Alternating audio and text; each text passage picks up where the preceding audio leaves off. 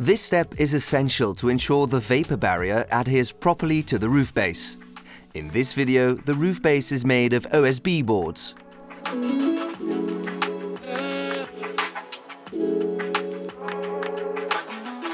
Pour the primer into the bucket and apply it evenly across all surfaces.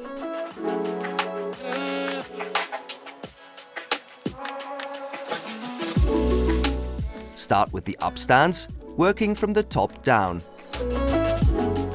Next, apply the primer to the top of the upstands and then move on to the flat surface.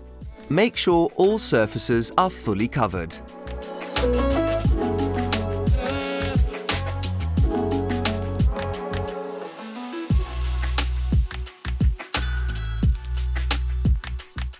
Leave the primer to dry for as long as necessary, depending on the outside temperature. Only then should you proceed to the next step.